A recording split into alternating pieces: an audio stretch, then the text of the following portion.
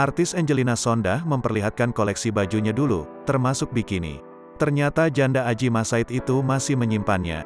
Mendekam selama kurang lebih 10 tahun di penjara, perubahan besar terjadi pada diri Angelina Sondakh.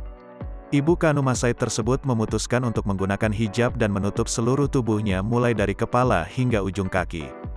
Padahal saat baru menikah dengan Adjie, mantan putri Indonesia tersebut gemar menggunakan pakaian yang cukup terbuka mengingat dirinya memiliki lekuk tubuh semampai dan langsing.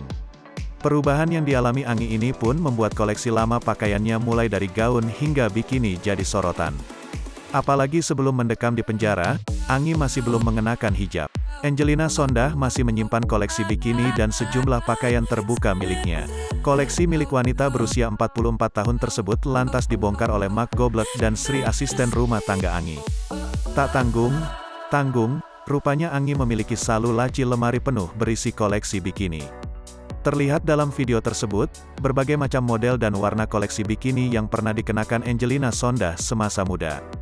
Bukan berniat untuk kembali digunakan, rupanya Anggi meminta kedua asisten rumah tangganya tersebut membereskan deretan pakaian untuk disimpan mengingat kini dirinya sudah mulai berhijrah.